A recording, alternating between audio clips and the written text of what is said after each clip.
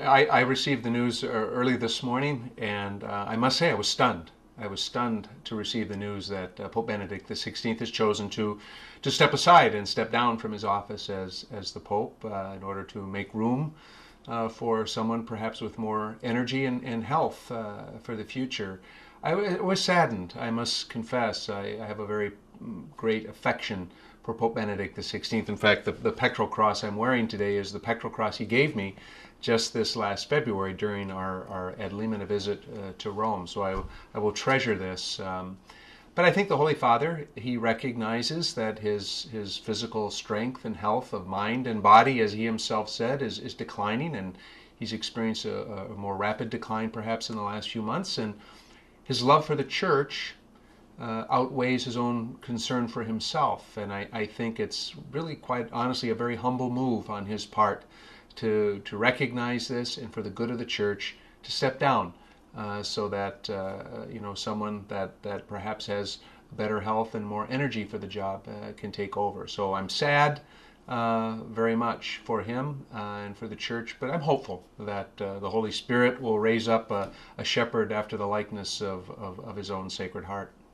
So then he is resigning due to health-related matters. Any idea if it's just, old age, just, you get tired after yours?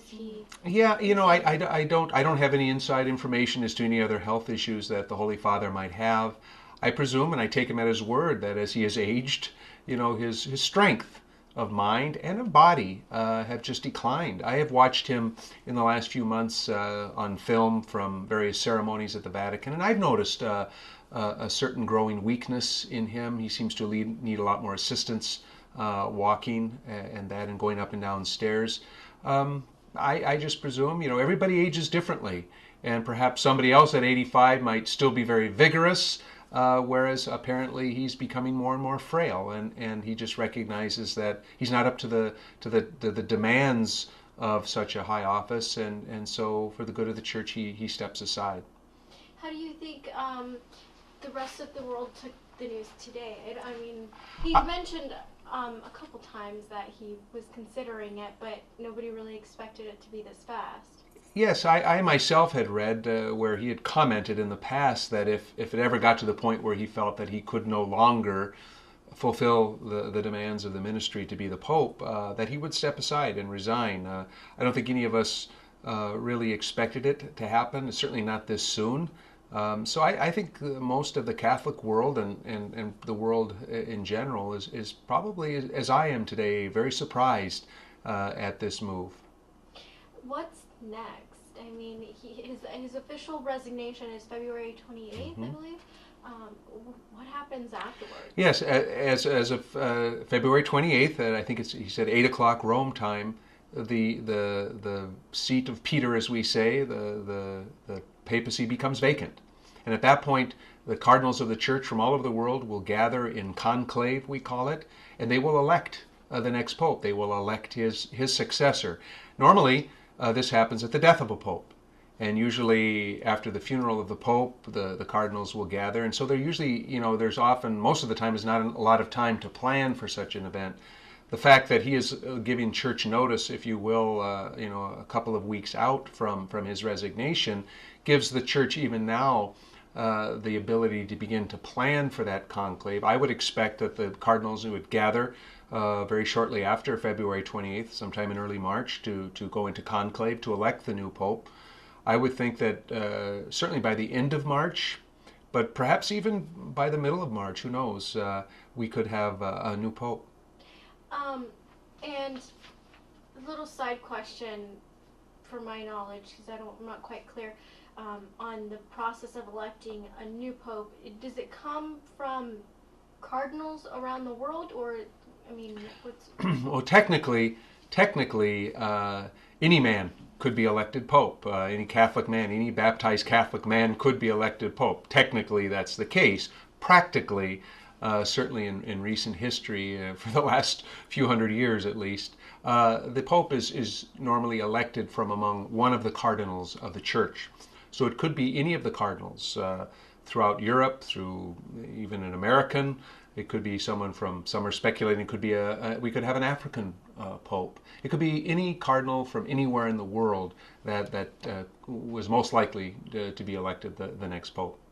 Now, some people have been saying that there's talk about perhaps maybe thinking that the new pope would be an American. I mean, any idea of like perhaps where the church wants or is looking for that new pope to come from? At the time of Pope Benedict XVI's election, I remember very well, of course, after Blessed John Paul II died, everybody was speculating who the next pope is going to be. And there was a lot of thought at that time that the Pope could perhaps come from what we refer to as the emerging church, where the church is growing, where there is a rapid growth in the life of the church, and looking to the continent of Africa. So at that time there was speculation that we could indeed have an African Pope. There's been mention of perhaps an American Pope. I know Cardinal Dolan, a good friend of mine's name, comes up often in conversation. Who knows? This is we as Catholics look upon this as a work of the Holy Spirit. We trust that when the cardinals go into conclave and they gather in prayer, that the Holy Spirit guides them and guides that process to elect the right man for our time. I believe very strongly that Blessed John Paul II was the right man for our time, and I believe Pope Benedict XVI, succeeding him, was the right man for that time, this time in history. And I am confident and I trust that the Holy Spirit will raise up the right person to lead us from this day forward. Any idea perhaps what the qualities might be that the new Pope would have? I know they were talking about that Pope Benedict is more of a traditionalist, more on the strict part of matters. Any thoughts about that? I think people are always going to make those kinds of contrasts. Well, this person is conservative, this is traditional, that's more progressive. I think what you will see in whoever is elected pope is that they will be someone who will be very strongly affirm the teaching of the church. I don't think we're in for any kind of surprises in the sense of electing a pope who is going to certainly change any of the teachings of the church. Those are things that are entrusted him to hand on to the new generation. I suspect that what we're going to be looking for, and what the cardinals will probably be looking for, is someone who can lead us forward in the work of this new evangelization. Quite honestly, that Pope Benedict XVI has brought very much to the forefront. He may be elderly, and he may be considered someone of a more traditional bent, if you will, but he is the one who has put the new evangelization really on the front burner for the church, that this is a time to propose the gospel anew to the world, especially the Western world, where there's decline in the life of the church.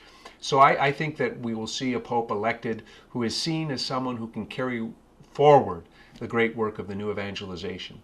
It's just that, what we need to remind ourselves of is that, as Catholics, is that, this church is a church which belongs to Jesus Christ. It's not Pope Benedict's church. It wasn't Blessed John Paul II's church. It's Christ's church. He takes care of it, and I trust and know that God will provide for us. That's it. Very good.